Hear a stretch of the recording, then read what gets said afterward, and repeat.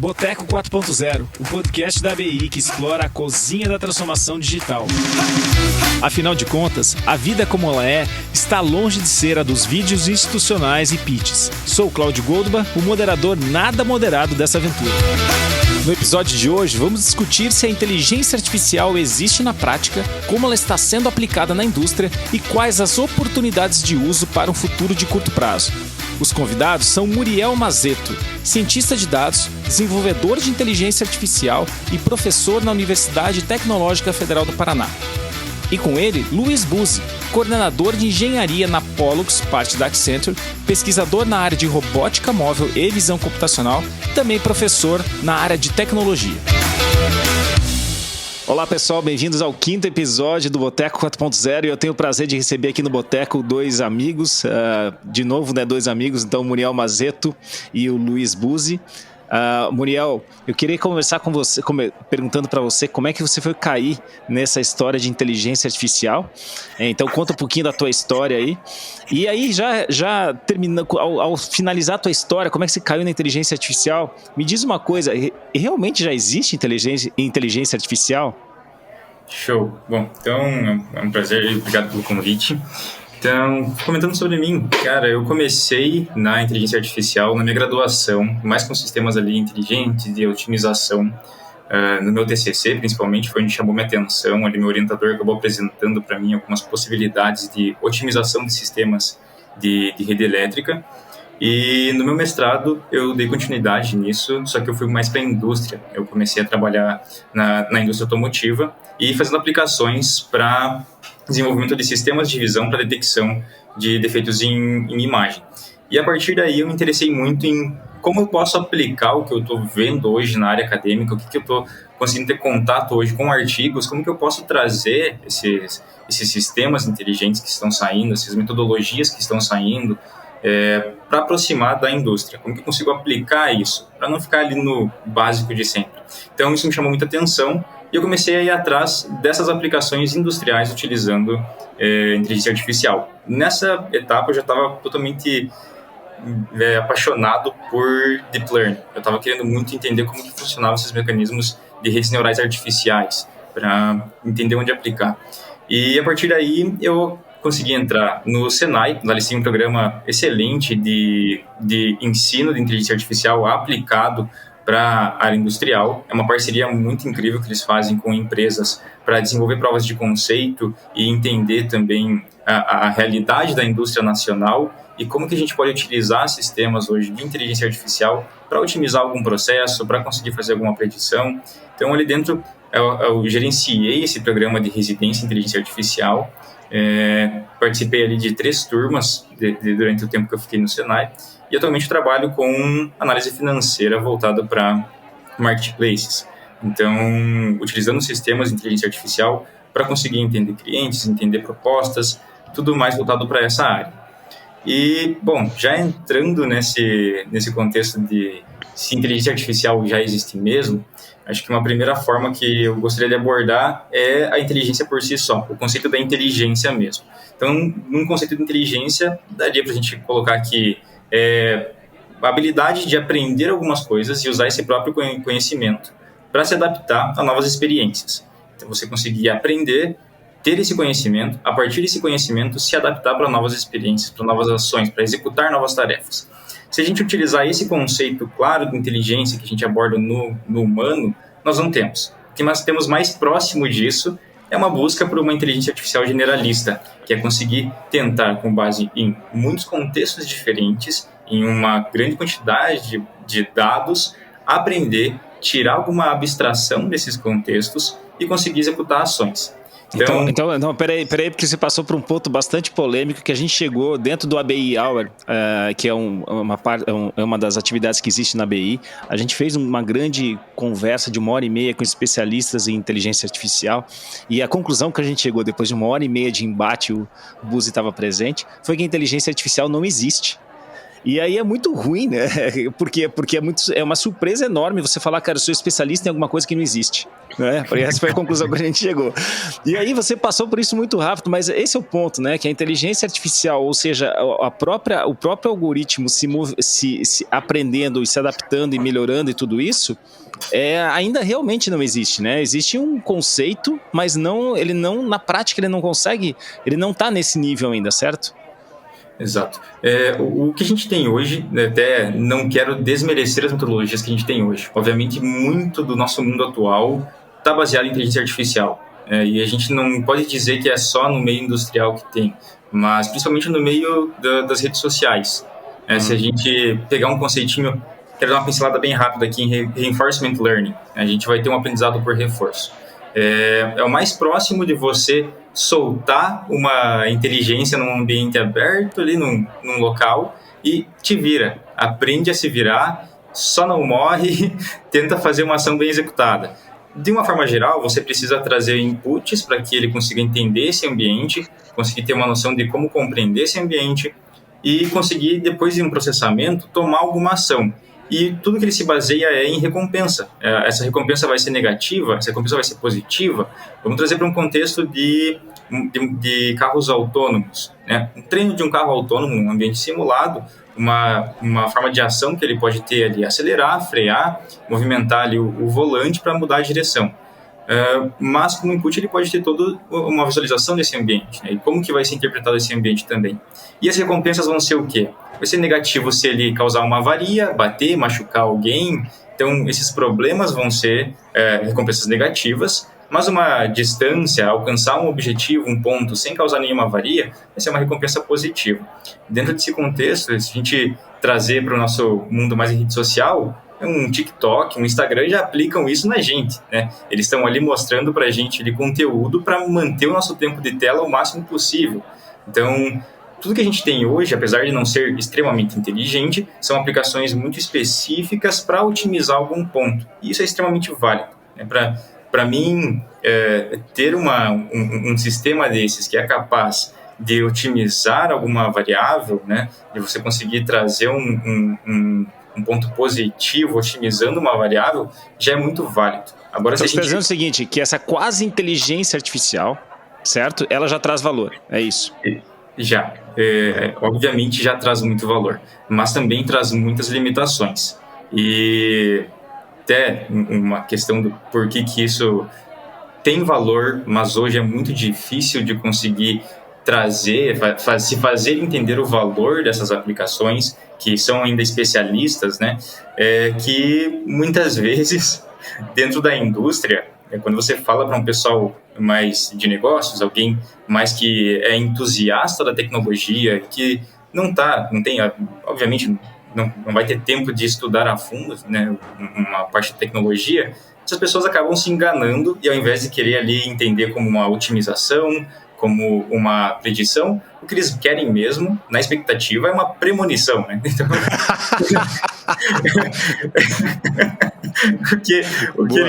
então, esse conceito de o que é uma otimização, qual percentual de acerto que a gente vai ter, muitas vezes quebra a expectativa geral. Porque eles querem uma premonição, eles querem uma bola de cristal, eles querem exatamente como assim essa venda que foi prevista aqui não atingiu exatamente o valor. Como assim o parâmetro de controle não foi exatamente o que foi previsto? Então, esse tipo de coisa você acaba quebrando a expectativa de muitas empresas que tentam aplicar a expectativa que existe em torno disso, mas não invalida o tanto de tecnologia que a gente tem hoje em inteligência artificial que pode ser aplicada. Legal. Buzi, pula aí no papo, cara. E você ficou só bebendo até agora, né, no boteco, mas vai lá. Como é que você caiu na inteligência artificial? Como é que você caiu nesse papinho da inteligência artificial? E se ela existe ou não, cara? Porque, por enquanto, a opinião que a gente tem aqui nessa roda é que uma quase inteligência artificial existe. E aí? Pois é, né, Cláudio? Eu tava aqui só apreciando o meu chopp e escutando vocês falar, porque o papo tava bem aquecido, né? Mas vamos lá.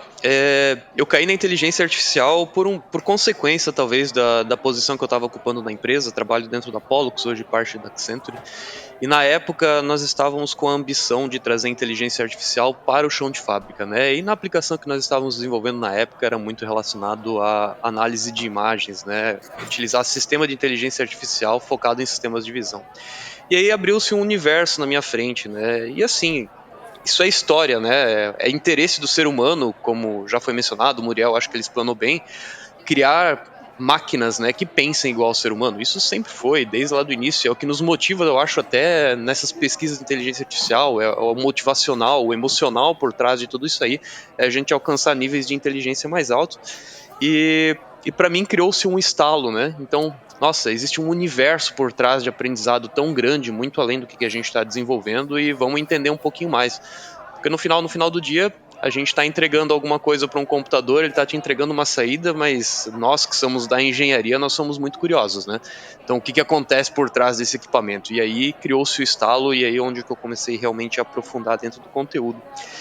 E aí, buscando um pouco do que vocês estão falando, eu acho que tá muito alinhado, mas primeiramente a gente precisa trazer uma analogia da inteligência artificial, porque a inteligência artificial eu acho que é algo muito mitificado, né? Então, a gente pensa na inteligência artificial como uma máquina, né, que vai aprender tudo sobre todos e querer destruir o mundo, e a gente sabe que no final das contas isso não é verdade, né?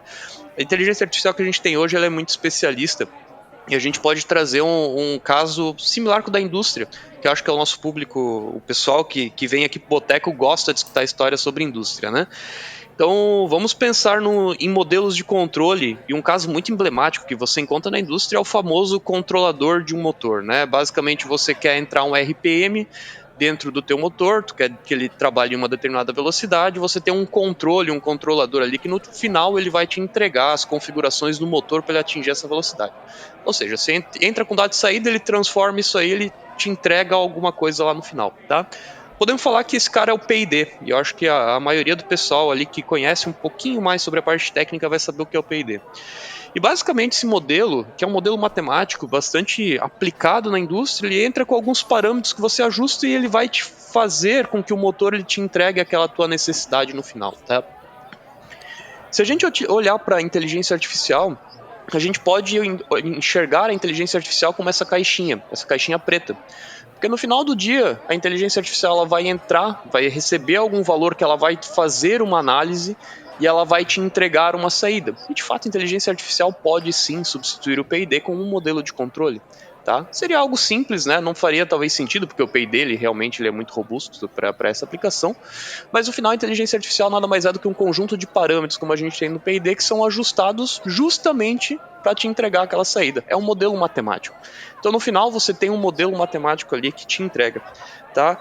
E aí, o conceito de inteligência artificial no final é basicamente você olhar para esse conjunto de dados, e aqui eu acho que se difere um pouco dessa metodologia, você olhar para a história de uma base de dados muito grande e você conseguir olhar para todos esses dados e encontrar um padrão de acordo com a saída que você quer. Então ele analisa essa base de dados, essa grande massa de dados históricas, e aqui a gente tem diversas aplicações, desde a parte de visão computacional até reconhecimento de fala. Então você identifica toda essa base de dados, você treina os parâmetros da tua rede para que no final ela consiga te entregar uma saída, tá? Então no final do dia, o que nós queremos com a inteligência, e uma inteligência especializada, como já foi falado, né? É que ela resolva pequenos problemas, tá? Onde talvez modelos convencionais de controle eles não consigam atuar.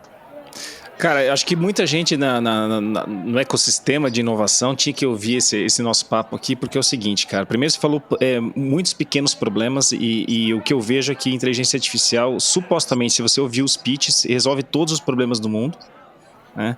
E essa questão de carro autônomo que o Muriel trouxe agora há pouco, cara, é essa questão de recompensa. Então você fala assim, olha, veja bem, se você subir na calçada, você não pode subir, você tem que testar tudo para depois dizer parabéns, quantos milhões de carros a gente vai ter que destruir, quantas pessoas, quantos postes a gente vai derrubar e tudo isso. Então tem coisas que você tem que começar sem esse dataset, certo? E então a inteligência artificial não vai ser a melhor ferramenta para começar. comece por matemática, né? Comece por coisas mais simples, comece por uma coisa que tá meio fora de moda, chamada engenharia, mas existe já algum conhecimento, eu chamo de approach bottom-up, né? Que você começa pela base e eventualmente chega lá nesse negócio, ao invés de tentar resolver tudo com inteligência artificial, porque, pô, sinceramente, 2 mais 2 a gente sabe que é 4, não precisa pegar e testar o modelo dizendo que não é nada que, né, que todos os resultados não são, então consequentemente é 4, vai demorar um pouco para você chegar a essa conclusão. Mas, Muriel, essas são as minhas opiniões aqui, porque eu acho que é muito migué, é muita hype esse negócio de inteligência artificial, né? E a gente que tá um pouquinho mais calejado com isso, eu acho que a gente fica até meio revoltado em ouvir esse speech, mas vamos lá. Muriel, uma parte muito legal que você teve na tua carreira foi essa oportunidade de trabalhar lá no Senai Londrina e explicar um pouquinho para a galera o que é. Eu tive o prazer de trabalhar em 2 ciclos lá com o Muriel, e é um lugar onde eles fazem uma conexão entre problemas reais da indústria.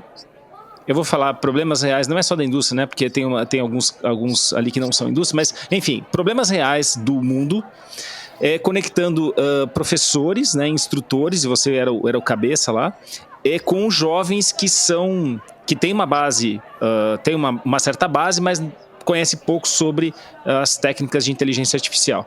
E você faz esses caras serem residentes. Então é um cara que é parecido com um médico, né? Que fica um tempo no hospital para aprender a resolver problemas de verdade, não os do livro.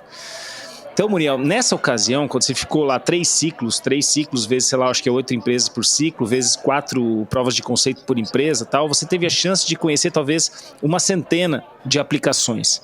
Eu queria que você selecionasse agora, e isso não foi combinado, tá, galera? Eu queria que você selecionasse, cara, o case mais animal, aquele que você falou, cara, que, e não precisa mencionar nome de empresa, nem nada, aquele que você falou assim, cara, que legal isso aqui. Uma coisa que te surpreendeu em relação à inteligência artificial. E uma que te decepcionou, do tipo assim, pô, eu tinha certeza que essa ferramenta ia funcionar, tinha capacidade de funcionar, essa alicate ia apertar aqui esse determinado, sei lá, esse cabo, mas não deu certo. Então me diz aí os dois, tá? O 0 e o 100, o que deu foi muito legal, te surpreendeu, e aquele que te decepcionou pra caramba desses 100 cases que você acabou acompanhando. Certo. Cara, vou por uma abordagem aí de... Um que eu achei extremamente interessante pela forma de como que foi o contato com o ambiente, como que foi compreender o ambiente que a gente estava trabalhando e a metodologia para tentar resolver esse problema, que eu acho que foi sensacional, foi incrível, que foi para controle da produção de energia numa termoelétrica.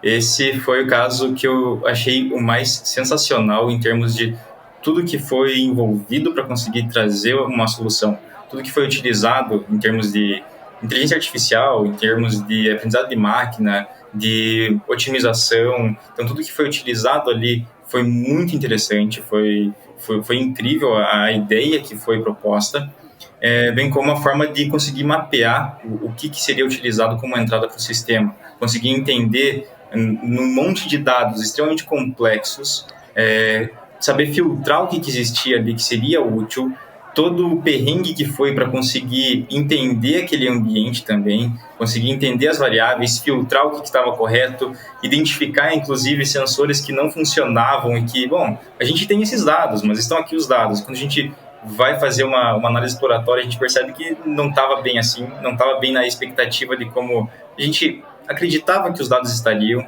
Então, por conta de todos esses problemas que tiveram para entender os dados e para chegar numa solução no final que conectasse de ponta a ponta o que é uma entrada, o que a gente vai trabalhar, como a gente vai pré-processar essa entrada, como que a gente vai conseguir extrair valor dessa entrada e qual que vai ser a sequência de passos para conseguir entregar no final uma sugestão de controle, eu acho que foi o projeto mais completo que existiu lá dentro, de ponta a ponta.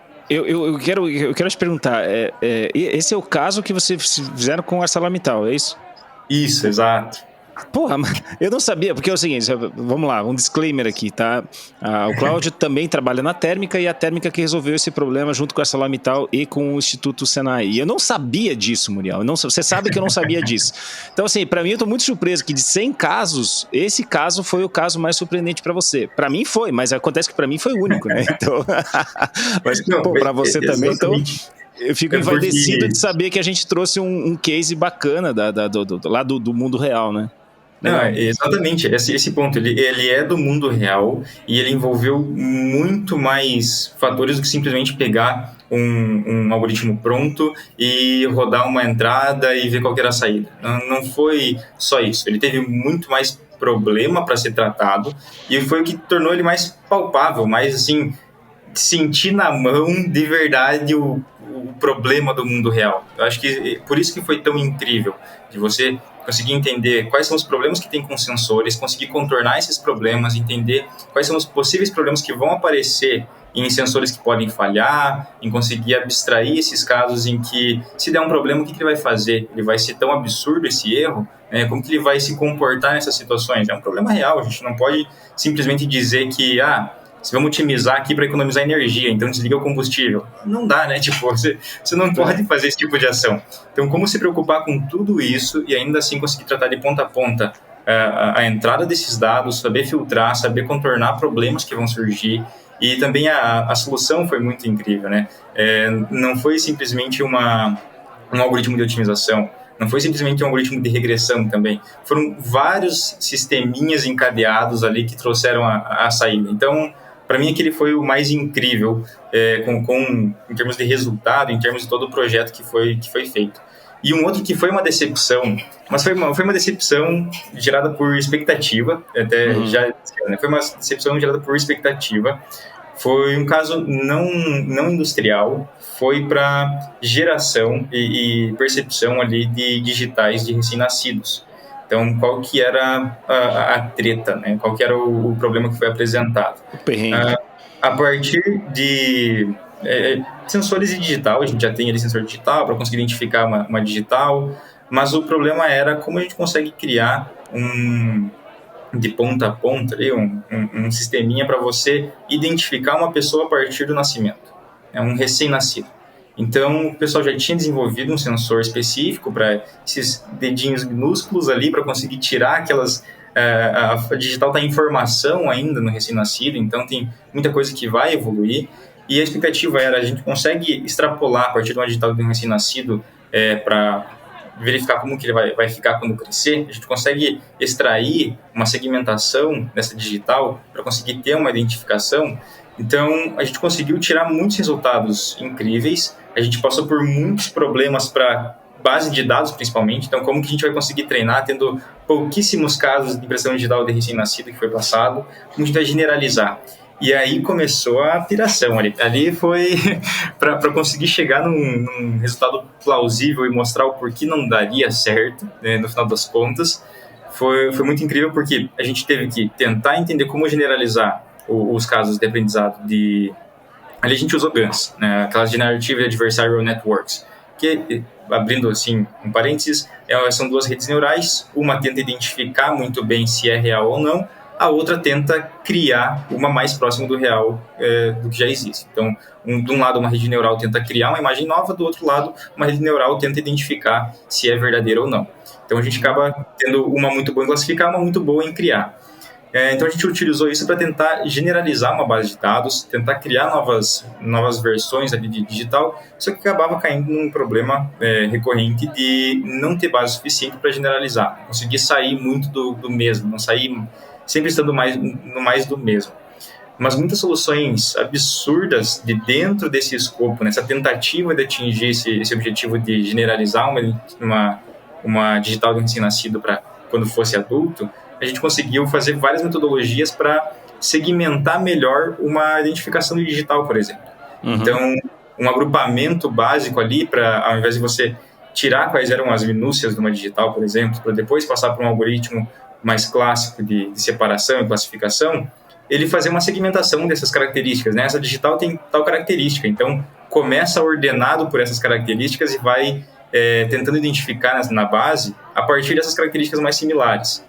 e não necessariamente percorrer por todas elas e tentar encontrar. Então, teve um resultado bacana, mas totalmente desastroso pela proposta inicial, que era extrapolar uma digital de recém-nascido para quando fosse adulto. Acho que esses dois casos foram incríveis, mas cada um teve uma quebra de expectativa muito grande, o outro foi sensacionalmente palpável. A expectativa, legal. Você sabe, Muriel, que é muito legal que esse programa ensina para as indústrias a lidar com a prova de conceito. E eu acho muito difícil, acho muito bacana isso, porque é muito difícil explicar para o cara o que é uma prova de conceito. Porque em nenhum momento é prometido um resultado. É prometido uma tentativa de resultado. E como são 4, o cara que está contratando, né, o serviço, ele acaba aprendendo a lidar com essa frustração. Porque você está provando uma coisa totalmente nova, porque inovação com lista de referência não é inovação, é simplesmente algo recente que já foi lançado, que alguém já está usando, mas deixa de ser inovação. Buzi, da tua parte, agora eu vou fazer a mesma pergunta, cara. Você está lidando com um monte de coisa, lidando com um monte de coisa na Apollo, que já lidava antes, já está fazendo também, tem o teu trabalho de pesquisa também, que é super forte. E me diz aí, cara, a tua grande frustração e tua grande surpresa lidando com a tal da quase inteligência artificial. Bom, eu acho que a frustração que a gente pode colocar, e a frustração da grande maioria quando que entra dentro desse universo, é achar que uma rede neural soluciona todos os problemas da vida, né? O que não é verdade. Então, quando que a gente fala em inteligência artificial, você não vai pegar e entrar todos os dados que tu tem na tua máquina dentro da rede e esperar que ela vai te dar o segredo pro milagre, né? E eu acho que o Muriel, ele trouxe isso muito bem, porque tudo parte e inicia de uma análise do modelo, né? Então, o primeiro passo que você tem eu tenho que entender muito bem meu processo. Eu tenho que entender quais variáveis influenciam no meu processo. Eu tenho que entender como isso se constrói. A partir daí, esses dados, né, esse conjunto de variáveis, esse conjunto de parâmetros, eu consigo imputar ele, como foi o caso ali dele na questão da geração de energia, eu consigo entrar em 1, 2, 3, 4 redes que vão em cascata se somando, né, justamente para te entregar um resultado. Mas tudo parte do entendimento do negócio. Então não adianta eu ter uma base de dados gigante, enorme, absurdamente complexa, totalmente desconectada, achar que eu vou jogar essa base de dados dentro de uma rede neural e ela vai me entregar resultado. E eu acho que a grande frustração, e principalmente quando a gente vai para a indústria, é essa. Por quê? Porque essas bases de dados, elas são muito poluídas, né? Então você pega uma base de dados, por exemplo, para predição de falha de um robô. Vamos pegar então, você tem uma base consolidada e essas bases de dados, o pessoal quando coleta, eles não têm o cuidado de, deu um erro no robô, vou trocar, muda uma variável, vou setar essa variável para ficar uniforme, começa a ter falha, você começa a ter valores que não poderiam estar no seu processo. Então, todo o processo de AI, quando que você inicia esse processo de trabalho, principalmente olhando para a base de dados, existe um trabalho muito pesado para ser feito em entender essa base de dados e corrigir essa base de dados. Porque, mais uma vez, se você entrar com porcaria na tua rede, ela vai te entregar porcaria, né? Você sabe, Buzi, que eu li uma estatística sobre isso e eu cheguei a esse número, eu vi esse número e eu queria ver se você concorda. 70% do tempo do cara que está fazendo inteligência artificial, vamos chamar de cientista de dados, 70% do tempo do cientista de dados é gasto em filtrar, em screening, né, nessa primeira parte. Então, cara, é impressionante, porque praticamente o cara fica trabalhando ali para lavar louça. Ele fica limpando dados para depois poder colocar para poder fazer o trabalho dele, que supostamente é criar o modelo, né? Você concorda com isso? Exatamente isso, e eu parto da situação mais simples. Vamos pegar um exemplo ali. Normalmente quem coleta dados são os data loggers, né? Então você tem lá no teu processo um coletor de dados, um gateway, alguma coisa, né? Que é o data logger, ele vai subir para uma grande base de dados. Chegou um dia no teu processo que o teu sensor falhou. Super comum na indústria, a gente sabe que ele tem vida útil, você vai lá e troca o sensor. Você pegou um sensor genérico e trocou por um de outro fabricante. O teu processo continua a funcionar. Mas talvez o dado de leitura que ele vai começar a imputar no teu data logger é outro, tá? O que acontece? A partir daí, todos os dados eles começam a ficar comprometidos. Pode ser que a escala é diferente, pode ser que a variação do dado é diferente, a sensibilidade do sensor é diferente. O que você faz? Se você pegar e jogar toda essa base de dados dentro de um sistema, a rede vai olhar para os dois sensores, não vai saber distinguir, ela vai tentar encontrar um padrão e vai talvez relacionar isso com uma anomalia. certo? O que não é Certo. verdade, tá? Então, o grande problema é justamente esse. E aí, qual que é o trabalho do cientista de dados? É olhar para essa grande base de dados, que tá uma bagunça, e perceber que foi trocado o sensor. Mas, pô, coitado do cara, como é que o cara faz isso? Existem muitas ferramentas para fazer isso que a gente consegue identificar, mas o trabalho, a energia que ele tem que gastar para fazer isso, né? E se não tá lá no roteiro de manutenção da máquina, por exemplo, foi feita a troca, até ele chegar nesse ponto, identificar que esse gargalo, talvez essa base de dados não é viável. E por isso que nós temos tantos call centers hoje, ao redor do mundo, de pessoas que trabalham simplesmente para limpar base de dados. Isso hoje é uma profissão, é um serviço ofertado por muitas empresas. É tanto a geração de dados quanto a limpeza de base de dados. E é um absurdo, os caras se especializam em fazer isso. E às vezes é muito mais rápido você contratar uma empresa especializada do que você ali, um cientista de dados, né, que às vezes conhece muito bem o processo, mas não tem todas as ferramentas para entregar isso e desenvolver. Por isso então, que eu concordo muito com a experiência humana somada com o cientista de dados para chegar num resultado mais rápido. Porque se você não trouxer a experiência daquele cara que conhece aquela pessoa, aquela máquina, aquele caso de uso, o cara que não entende aqui, o cara que, se não trouxer especialista, o cientista de dados, cara, ele teria que ser um mágico para conseguir chegar nessas respostas, né? Exatamente, até porque você tem que ter a linguagem do processo, né? O cientista de dados, ele é um cara especializado em olhar para a base de dados, indiferente de processo, e ele é muito bom nisso, tá? É. Então, se eu for desenvolver uma rede com uma indústria de processos, eu tenho que conhecer muito bem do processo daquela indústria, eu tenho que conhecer cadência, eu tenho que conhecer as variáveis, eu tenho que saber que determinada temperatura de uma caldeira afeta determinada variável do meu processo e assim por diante. É extremamente complexo. Da mesma forma que se eu for trabalhar numa base de dados para uma indústria financeira, como que é o caso do Muriel, eu tenho todas as variáveis que influenciam, né, no segmento financeiro, que é totalmente diferente da indústria de processo. O analista de dados, ele não necessariamente precisa conhecer do processo, ele precisa ser muito bom em analisar dados. Então você tem o especialista de processo somado ao analista de dados, esse time consegue montar os casos, né, consegue montar o ambiente para treinamento de uma rede neural. Então, acho que a configuração desses dois profissionais ela é fundamental para o desenvolvimento do processo. Então, se eu for te falar em frustração, eu acho que não é nenhum caso, é a maior frustração de todo analista de dados, cientista de dados ali, quando que vai montar suas primeiras redes, é justamente essa, né? Entender que a base de dados, que é a parte mais importante do teu processo, nem sempre é a mais cuidada, né? É a mais polida, e o teu trabalho vai ser polir ela, limpar toda ela antes de iniciar teu processo. E como tu trouxe o dado, né, Cláudio? 70% do tempo aplicado em cima disso. Uhum. E assim, ó, mais até. Essa 70% é para filtrar a base de dados, 20% é para ser babado o treino. É ficar olhando se não deu pau no treino. Ah, é? Você fica só olhando pro computador. Ser babado e IA. Você ficar olhando como que tá. Se deu problema aí, vou ter que resetar. Cara, você vê uma coisa, né, cara? Que loucura, porque acha que o trabalho é super glamuroso, né? Mas, cara, a maior parte do tempo você não vai fazer nada, cara. Quer dizer, vai fazer um trabalho sujo. Pronto, não é fazer nada. Você vai fazer um trabalho sujo. Você vai se estressar com algo que ninguém quer se estressar. Quer ver a realidade dos dados e acompanhar se o treino tá correto, esse tipo de coisa. Que interessante. E aí, Buzi, mas também isso é a parte frustrante, né? Tem que ficar limpando base de dados e tal, e polindo ela. E a parte legal, cara, que você ficou surpreso? Pois é. Então, assim, ó, é interessante porque tem muito case de sucesso, né, relacionado ao AI que a gente pode apontar dentro do mercado. Mas um que me chamou muita atenção e aconteceu muito recentemente, e assim, ó, quando você para pensar na situação que o mundo viveu por conta do Covid, né, é realmente uma situação crítica. E assim, essas situações pandêmicas, como o Bill Gates já disse, né, a gente vai encontrar cada vez mais isso, justamente por causa da centralização dos centros, né, as pessoas estão cada vez mais próximas. E a AI, ela teve um papel fundamental nesse processo, porque assim, ó, os estudos sobre Covid, né, eles tiveram que ser acelerados durante esse processo, justamente para a gente entender e fazer a geração da vacina. Mas imagina um monte de cientistas ao redor do mundo publicando artigos a respeito do Covid, tá? Milhões de artigos, e uma pessoa consolidar tudo isso para dar continuidade à sua própria pesquisa. Como é que uma pessoa faz isso? É impossível. É impossível, porque são centenas de milhares de artigos publicados, centenas de milhares de descobertas, e centralizar essa informação é difícil.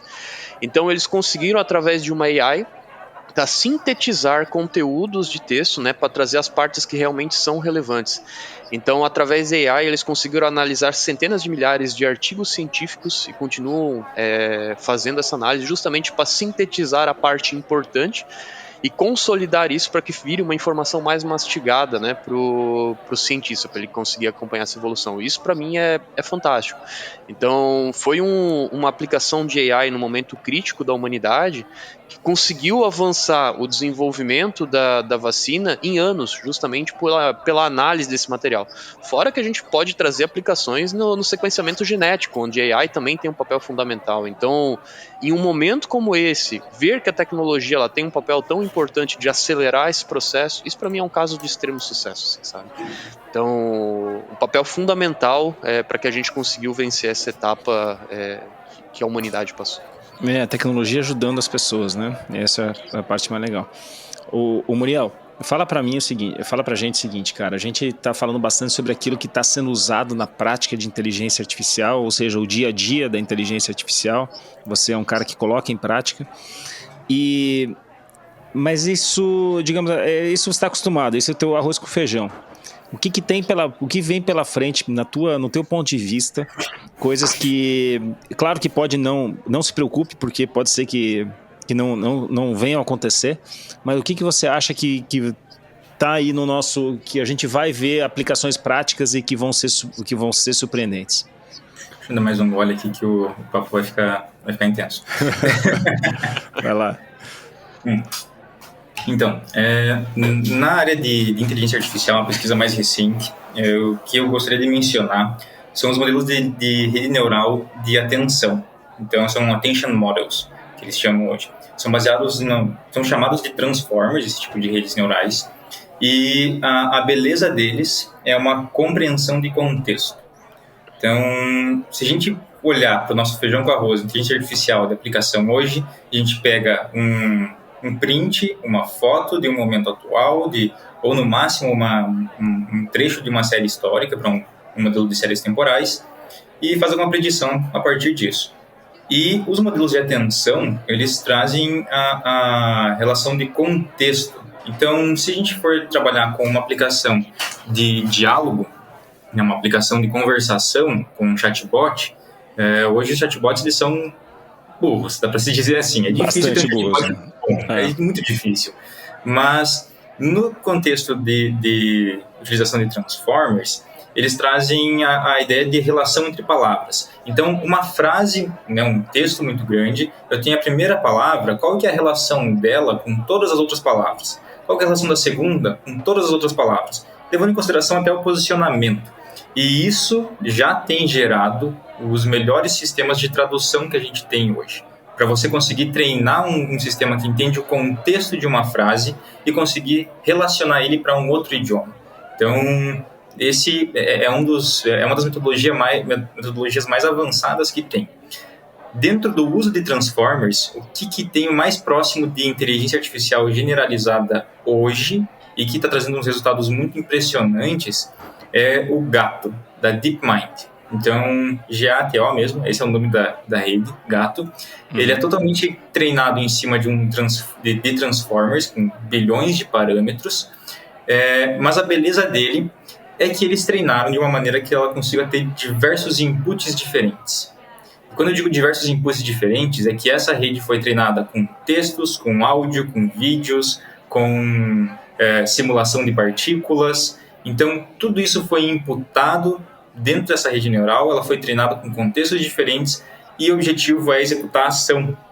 Então, para mim, hoje, essa é a mais próxima aí de uma inteligência artificial generalista, mas ainda assim ela está muito distante de ser, mas é o mais próximo que a gente tem hoje. Qual que é a parte surpreendente? Ela foi treinada para executar 600 tarefas distintas. Você consegue pensar isso? Se a gente falar hoje no contexto mais comum que a gente tem hoje em dia, a gente vai pegar ali uma tarefa que é para identificar uma peça boa, uma peça ruim, isso tendo um bom resultado de 98%, não sendo uma premonição, e já está suficientemente bom, né? Sim. E está num contexto muito específico, e aí você vai lá e troca o rótulo desse produto, você já acabou com a tua inteligência artificial ali, você tem que retreinar, você mudou todo o contexto. Então, é uma das dificuldades que a gente tem hoje no nosso dia a dia, que é, até como o Luiz mencionou antes, a caixa preta, né, que a gente vai ter. E até eu gosto de fazer um paralelo em outros parênteses aqui dentro, a caixa preta, né? Se você tem um modelo que é uma caixa preta, muitas vezes a gente torce o nariz por não conseguir entender como que ela está fazendo uma avaliação, né? O que ela está avaliando, por que ela está dando essa resposta. Então, saber muitos os porquês. A diferença para um funcionário que toma uma decisão é que ele tem mais tempo para enrolar o porquê que ele tomou uma decisão e ele pode ser punido. Uma inteligência artificial, não. Então, se a gente observar por esse lado, tem esse gap ainda, né, dessa aceitação de modelos de inteligência artificial numa caixa preta. Mas aí voltando para a ideia... Ou seja, eventualmente, estou colocando aqui um advérbio, eventualmente a decisão humana também não é boa. É isso que você está dizendo. Exato. Não é que você está dizendo que a inteligência artificial é boa e acerta em tudo. Você está dizendo que... Não, você está comparando com o quê? Com a inteligência humana. E, eventualmente, a inteligência humana... eu concordo. Eu concordo muito, porque a gente dirige mal pra caramba, certo? Esse é um exemplo. Né? E agora, se a gente for trazer para esse caso da inteligência ali generalista, qual que foi o objetivo dessa inteligência? Qual que é o objetivo dessa busca por uma IA generalista? Aprender por contextos e por abstração. Então, esse artigo que foi lançado, ele tinha como objetivo entender se eu treinar com diversos contextos diferentes, se eu treinar com várias atividades diferentes, vai existir uma realimentação positiva? Ele vai conseguir abstrair atividades de um outro contexto, mas encontrar alguma similaridade para executar uma outra tarefa? E após isso, se eu já treinei com contextos extremamente diferentes, vários joguinhos diferentes, jogou do Atari até Warcraft, e já trabalhou com o controle de um braço robótico para empilhar caixinhas e já tentou fazer a segmentação de imagem para identificar alguns objetos. Então, tudo isso essas coisas que eu mencionei foram atividades de treino dessa rede, do gato. Agora, se eu pegar uma atividade nova, pedir para ele fazer algo que não estava nesse treino, nesse teste, como que ele vai se sair na adaptabilidade? Como que ele vai se sair para um novo contexto? E dentro dessas atividades, comparado com humanos, chegou em 50% das execuções.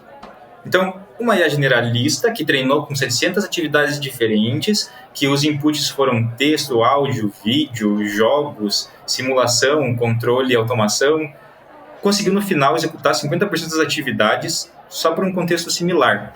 Se você olha de um ponto de vista industrial, você fala, não me serve. Não claro, tem, obviamente, sim. Não posso, não tem nem como. Agora, se você olha de um ponto de vista especialista, né, cara, ela conseguiu abstrair, foi capaz de executar uma nova tarefa.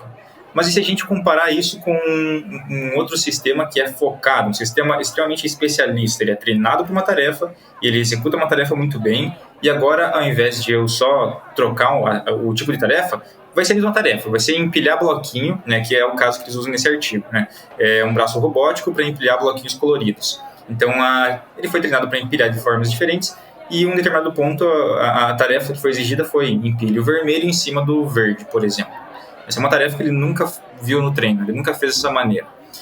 Então ele tinha que fazer essa atividade e só foi treinado para mexer o braço robótico, enquanto que o gato foi treinado para outras atividades e também foi pedido a mesma coisa. Quando comparado com essa que é especialista, a especialista teve 49% de adaptabilidade e a gato teve 50%. As duas não foram muito boas para sair do contexto e se adaptar, mas quando você compara uma que teve um treino com muitas coisas diferentes, isso é surpreendente, porque se a gente pega hoje os casos mais cotidianos, se eu for treinar uma identificação de qualidade de produto e colocar nele áudio, vídeo e um joguinho do Atari, né, colocar nos dados ali Pong para ele treinar junto com a identificação de qualidade, a gente sabe que isso não vai dar bom, a gente sabe que isso não vai dar certo, porque vai poluir essa base de dados, né? Até como você disse ali, hoje a gente filtra muito a base de dados para restringir o máximo contexto, o máximo escopo onde vai ser trabalhado e ainda se preocupar com, será que eu estou mapeando tudo? Será que se um operador simplesmente não quiser colocar um parafuso, a máquina ainda vai continuar executando essa função, né? Ele vai achar que pegou o parafuso e vai parafusar nada no lugar. Então, todo esse tipo de comportamento tem que ser mapeado. Mas quando a gente fala para adaptabilidade, generalizar uma atividade, esse foi o mais surpreendente. Mesmo tendo esses resultados de uma adaptabilidade de 50%, esse é o mais surpreendente justamente por lidar com várias tarefas. um papo meio técnico aqui, qual que foi a ideia? Muriel, deixa eu pensar, pensando assim em coisas que a gente... Eu quero dizer o seguinte, você vai dando inputs para ele, ele vai ficando cada vez menos burro. Né? Vai ficando é isso que eles estão chegando à conclusão, que eles estão aumentando o nível de curiosidade. Claro que você não vai para o especialista, mas, por exemplo, quando você vai tomar uma decisão em um conselho, por exemplo, né? Um conselho de administração de uma empresa, você vai pegar e perguntar para 5 pessoas qual é a opinião dele em relação a um determinado negócio.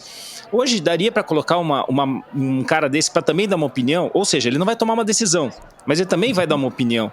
Certo? Você concorda certo. Que quanto mais foi dando de input para ele, etc., ele vai conseguir, eventualmente ele vai conseguir dar uma opinião que, de repente, ela começa a ficar melhor que a humana? Faz sentido? Faz sentido. Inclusive, esse artigo ele é muito interessante porque eles não trazem só o aumento da quantidade de tarefas para verificar se existe alguma relação cross ali, se tem uma cross correlation entre as atividades para uma abstração do conceito, do conteúdo. Mas também o quanto que eles podem aumentar essa rede neural. Então, quando a gente fala de parâmetros, aumentar a quantidade de parâmetros de um modelo, deixar ele gigante, aumentar a quantidade o volume que ele tem ali. Então, também se questionaram isso. Além de aumentar a quantidade de tarefas para aprendizado, aumentar o tamanho do modelo. E o quanto que ele vai aprendendo ao longo enquanto mais eu aumento, se sobe essa quantidade de reação, né? Essa quantidade de acerto que ele tem. Então, hoje, no final desse artigo, que é o mais recente, é o mais interessante sobre essa busca por uma IA generalizada, no caso, eles não têm uma conclusão ainda sobre a escala, sobre você aumentar os parâmetros e realmente ser significativamente bom ou não.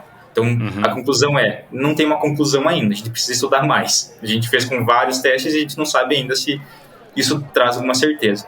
Mas em relação às atividades, existem certos casos em que ajuda e certos casos que pioram. E um dos casos que piora, que é o que eu achei mais interessante, é em STEM. Então, se você for usar para uma tarefa de diálogo, principalmente para matemática, ele é extremamente burro. Burro claro. No nível assim, eu sei fazer conta rápida, mas não é certa. Sabe aquela piada? É basicamente o que ele faz. Então, se você pede ali algum conceito baseado em o que é buracos negros, ele traz um texto muito inteligente sobre o que ele foi utilizado na base de dados para aprender o que é um conceito de buraco negro. Quando eles pediam quanto que é 5 vezes 17, ele respondeu 2. Tipo, são coisas assim. Então, dentro desse contexto, precisa ser estudado melhor, precisa entender quais são as aplicações, mas ele foi muito bom para atuação em jogos. E quando eu digo em jogos, é porque a forma que a gente tem hoje para controle de ambiente. Por que eu digo que jogo é muito bom para treinar IA para controle de ambiente? Porque você pode começar uma vida de novo. Né? Isso é uma coisa legal, né? É bom testar isso com o ser humano. O jogo é uma coisa legal. Você não quebra nada, né? Isso. Mas por que é interessante? Para você ter um controle de um ambiente, você precisa saber mapear o que você vai ter nesse ambiente, você precisa conseguir entender quais são as recompensas que você vai ter, o que você vai fazer de próxima ação, quando que você perde, quando você não perde. Até se a gente pegar ali o caso do AlphaStar, que é um reinforcement learning, que ele treinou num cenário de Warcraft e hoje é o melhor jogador de Warcraft do mundo e ganha de qualquer outro competidor, é porque ele tem todo o cenário mapeado. É um cenário extremamente controlado. E se a gente for adaptar esse contexto, então o AlphaStar é muito bom, ele ganha de todo mundo, vamos treinar ele para controlar um cenário dentro de monitoramento de carros dentro da indústria, né? Aqueles carros dos AGVs, por exemplo, e fazer todo um controle, um mapeamento de otimização de entrega das peças, vai ser tudo automatizado aqui dentro e quem vai decidir as rotas é o AlphaStar. Se a gente pegar esse contexto, cara, a gente vai ter muito problema. A gente acha que o ambiente é mapeado, mas basta um problema numa câmera já vai travar tudo. Basta uma sujeira de óleo obstruindo, aquelas fumaças de óleo de usinagem obstruindo alguma câmera, travando algum sensor, mudando alguma vibração. Isso não está bem mapeado e não é uma regra bem escrita para ele saber qual que é a recompensa que ele vai tomar. Então existe uma adaptabilidade, que é uma das grandes falhas que a gente tem hoje. A inteligência artificial por inteligência, ela peca hoje em não ser inteligente porque não tem habilidade de abstração, de lógica e de raciocínio.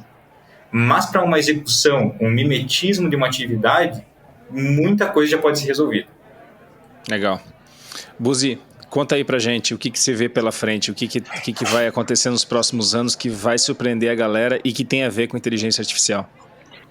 Eu não diria nem lá na frente, mas já olhando para o que está acontecendo, né? E aí eu pego o contexto aqui do Muriel. Eu acho que esses desenvolvimentos, eles são muito legais porque no final a gente acaba aumentando o potencial da tecnologia, né? Essa curiosidade da gente buscar novas linhas de desenvolvimento é o que faz a gente crescer. Mas olhando para a indústria, eu ainda vejo que a rede especialista, ela realmente é o grande canal, né? Porque no final do dia a gente quer resolver um problema, a gente tem um conjunto de variáveis para aquele problema, e querendo ou não, dentro da indústria a gente tem um ambiente muito controlado. Tá? Mesmo que a gente tenha variáveis externas, no final o nosso processo ele tende a ser um ambiente muito controlado, né? E a gente treina o nosso modelo de forma a conseguir responder a isso, e a gente busca, né, uma certa flexibilização. E aí nesse sentido eu peguei um reporte, saiu até recentemente, que é o AI Index, né? Ele é publicado anualmente pela Universidade de Stanford em parceria com a Google. E assim, ó, se a gente começar a olhar os modelos de rede neural e a precisão que a gente tem alcançado nos últimos anos, é um absurdo. Um exemplo, por exemplo, é a parte de sistemas de visão. Hoje a gente consegue classificar imagens dentro do ImageNet com uma precisão de 90,88%. Tá? Isso em 2021. Isso é um número bastante relevante. Aí tu vai pensar, nossa, mas eu tenho um erro, né? Eu ainda não cheguei no 100%. Quando eu olho uma base de comparação com o humano, eu tô falando em 94,9%. Ou seja, a minha rede ela tá chegando muito próximo da capacidade de classificação de uma imagem que um ser humano ele consegue. É uma rede especialista, ela é desenvolvida para aquele caso, e quando que ela sai um pouco desse cenário, ela começa a ter um pouco de dor de cabeça, sim. Mas olhando para a indústria, mais uma vez, onde eu tenho peças boas e ruins, eu tenho pequenas variações do meu processo, o meu material ele tende a ser muito uniforme, pô, eu tenho uma oportunidade, né? Então eu começo a ver realmente que eu tenho oportunidades dentro do chão de fábrica voltados para a parte de classificação. E mais ainda, se eu for olhar num outro resultado que é muito utilizado na academia, que é o top 5, né? É dizer se essa classificação ela está nos 5 melhores resultados. Talvez ela não acertou, mas ela te deu, né? Que pode ser entre esses 5 resultados. Eu alcanço uma precisão hoje de 99,2%. Ou Caramba. seja, eu tô chegando a quase 100% de acuracidade nos meus 5 primeiros palpites do que poderia ser essa resposta. E aí eu posso ir além, né? Funções de reconhecimento de postura, quero fazer verificação ergonômica dos meus funcionários para ver, né, se eles estão realmente fazendo movimentação correta de carga dentro da empresa. Isso tem sido muito demandado ultimamente. Hoje a gente consegue uma precisão de reconhecimento de postura de 90%. Cara, Legal. isso é muito interessante, entendeu? Se, mais uma vez, olhando para a indústria, você tem um potencial. E aí um questionamento que a gente traz é o seguinte, né? Mas qual que é o custo computacional dessas redes? Porque no final do dia, a gente sabe que existe um custo, né? Então, dependendo do tamanho da rede, eu sei que eu vou demorar para processar, vou ter a questão da borda, né? Que foi muito tratado ali no podcast de IoT, até que o pessoal aqui promoveu também. Uhum. Mas assim, ó, hoje o custo de hardware para mim processar uma rede do tipo ImageNet ela caiu para 4,6 dólares. É o custo de eu treinar essa rede, comparado com o ano de 2017, que o mesmo processamento custava $1.000. Então, o custo computacional ele tem caído muito. Então, o que eu vejo como um cenário? Eu vejo principalmente para a indústria, a gente começa a tornar cada vez mais viável a aplicação de redes neurais no chão de fábrica. Isso está cada vez vindo, tendenciando, está vindo mais forte. Porque, querendo ou não, dentro do ambiente computacional, dentro das aplicações financeiras, dentro do ambiente mais administrativo, a gente sabe que é um ambiente muito mais fácil de a gente aplicar. A gente tem recursos de hardware disponível, né? Quando a gente vai para a indústria, a gente está falando em borda. E assim, ó, quando que eu falo em borda, eu tenho recurso limitado, eu tenho capacidade de processamento limitado, o meu custo de equipamento é mais caro, mas a gente está vendo que a gente está chegando lá.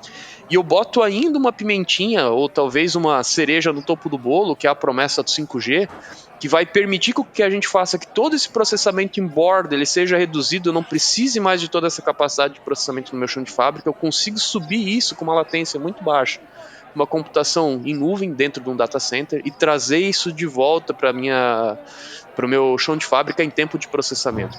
É quase um híbrido, né? Eu diria que é um híbrido. Você tem pedaços no Edge, um pedaço no Fog e... Exatamente. Então, você pensa, por exemplo, claro que você não vai deixar toda a capacidade de processamento da tua máquina em cima do Fog. Eu não deixaria. É muito arriscado você deixar o acionamento de um sistema de fundição, né, de uma caldeira diretamente no fog. Mas você pode controlar variáveis no teu processo, que o teu controlador ele consiga se ajustar dentro das variáveis. A tua rede neural pode estar setando parâmetros e não dando a resposta, né? Sim. Então ela pode te ajudar. E eu acho que para a indústria é isso que a gente vai ver agora. A gente vai ver uma massificação da inteligência artificial, justamente porque as tecnologias habilitadoras elas estão ficando cada vez mais próximas do chão de fábrica. Os problemas eles estão aí. A IoT veio para coletar dados e montar as grandes bases de dados que a gente precisa justamente para treinar esses modelos. Então a gente vê que o chão de fábrica ele tem cada vez mais levantado informações. Isso é muito benéfico para a utilização de AI. Mas somado aos grandes modelos que o Muriel ele trouxe e os modelos especialistas com a taxa de acuracidade que a gente está vendo, eu acho que é inevitável, tá? Então, cada vez mais a gente vai ver aplicações no âmbito industrial utilizando AI, diferentes modelos. E um outro dado, e aí eu fecho, acho esse ponto que é muito importante, eu estava lendo um artigo da Nasdaq que traz o seguinte, que os Estados Unidos, ele procura 4 vezes mais profissionais com conhecimento de AI do que comparado com o ano de 2013. Ou seja, o profissional de data mining, ele está sendo muito requisitado. E não necessariamente ele vai ser contratado como data mining. Na verdade, isso virou uma capability, um conhecimento intrínseco do profissional. Então, o profissional ele começa a ter que se adaptar a esse novo universo e ter o conhecimento de mineração de dados e inteligência artificial. Não importa se eu sou um especialista de processo, não importa se eu sou um programador de automação, não importa se eu sou um administrador. O conhecimento de AI, de mineração de dados, ele começa a ser requisitado como uma skill do profissional da indústria. Talvez o contrário, exatamente você não pode ser só data miner, certo? Você tenha que ser alguma coisa para daí colocar o data mining, porque aí você não precisa ter o parceiro, certo? Você não precisa ter o cara, agora há pouco a gente falou, né, sobre a dupla Batman e Robin ali, o cara de dados e o cara de processo. Se você juntar no mesmo profissional, vá lá, e é o profissional do futuro, o futuro dos próximos 5 anos, não é?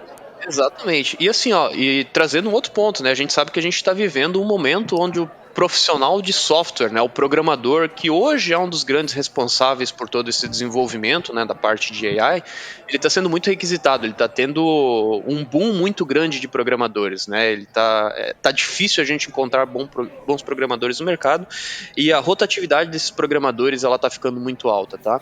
Então, o que acontece? Eu vejo que a gente vai começar a descentralizar isso e justamente não vai virar mais uma capacidade exclusiva do programador, assim como não era na época de TI, TA, que a gente sabe que o programador de automação ele não conversava com o programador de TI, os caras eram separados. Eu noto uma convergência, eu acho que a gente vai começar a ter profissionais de TA com conhecimento de TI que a gente já tem e está começando a ter cada vez mais no mercado, e a gente vai começar a ter profissionais de processo que vão ter conhecimento na parte de AI, de data mining, tá tendo no processo. E isso, assim, a longo prazo, a gente olhando isso, a gente consegue ver um potencial de crescimento enorme dentro da indústria. Você sabe que antigamente existiam os datilógrafos, né? Ou seja, uma pessoa ditava um texto e esse datilógrafo colocava aquilo no papel, certo? Então pensa que você tinha essa especialidade e agora quem não sabe usar um processador de texto está totalmente fora do mercado. Quer dizer, de grande parte do mercado. Acho que essa é uma analogia legal. Você começa com o especialista, porque parece uma coisa do outro mundo, e daqui a pouco entra no nosso sangue e ninguém nota mais que um dia já foi uma especialidade, né? Muriel, a gente sempre acaba aqui pedindo a conta, e enquanto a gente espera vir a conta, que eu vou pagar de novo, eu queria que você me dissesse o seguinte, desse uma dica de podcast, artigo, filme, série, qualquer coisa, para quem curte, quem quer saber um pouco mais sobre inteligência artificial. E Buzi, você tem um tempinho aí para você pensar na tua, tá?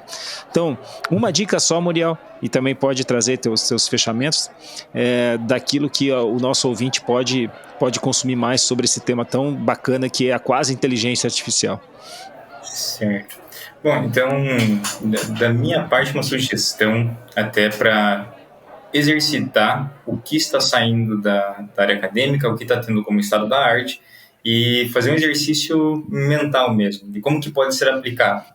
Porque muitos dos mecanismos de inteligência artificial, dos modelos que a gente tem hoje e que são aplicados de formas muito absurdas, né?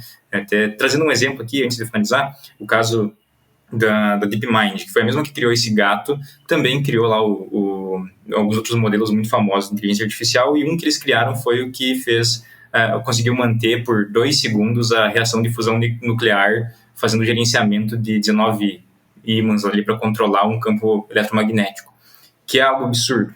Mas não era esse o propósito original, né? Então, se a gente pega esses casos de o que uma inteligência artificial pode fazer, o que um modelo especialista pode fazer, e conseguir extrapolar nossa cabeça para ambientes reais, o que pode ser controlado, quais são os parâmetros de entradas e como que isso pode ter uma saída boa, eu sugiro no canal do YouTube do 2 Minute Papers.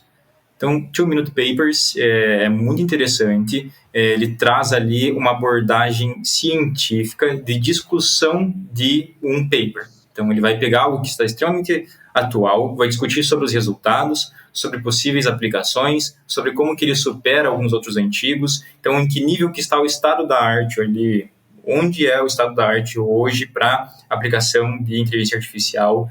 Ali vai ter um resumo muito interessante e vai direcionar muito bem para artigos muito bons. Então, essa é a minha indicação. Excelente dica. E aí, Buzi? Olha, sendo bem sincero, eu diria, acompanhe os canais da ABI, né? Porque tem muita informação.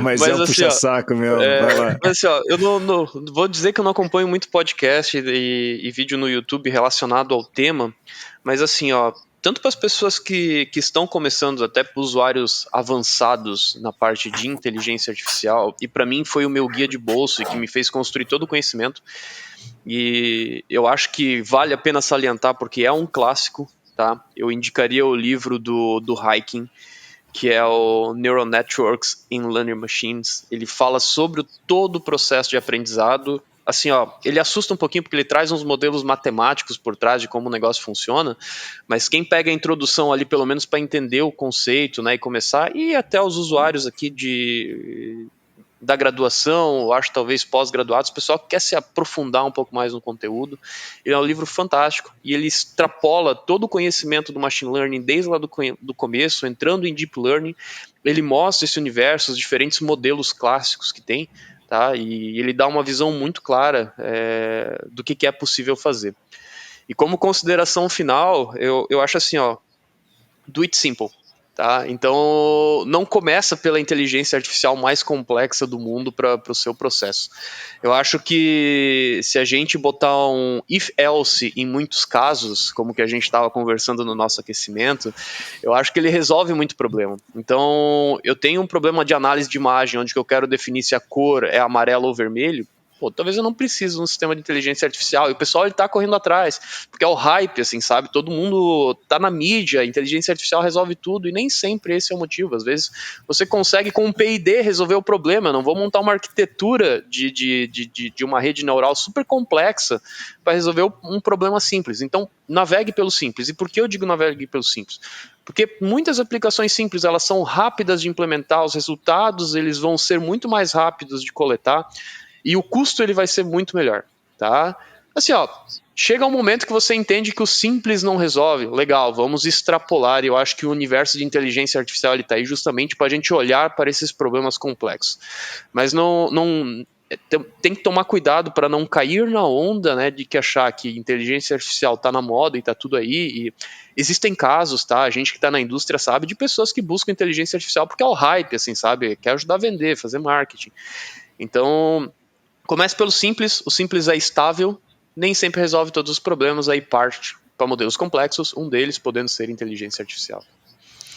Maravilha, foi um prazer estar aqui no Boteco com vocês dois, Muriel e Buzi. Para mim foi uma aula, eu tenho um privilégio de estar com essa galera que traz tanto conhecimento. Hoje aprendemos sobre premonição, uma coisa muito legal. Então, gente, até o próximo episódio do Boteco Moto Zero, foi um prazer estar com vocês. Abraço. Você acompanhou o Boteco 4.0, uma produção da ABI e da Ocotea Filmes. Fique de olho nas nossas redes sociais e não perca nenhum episódio dessa aventura.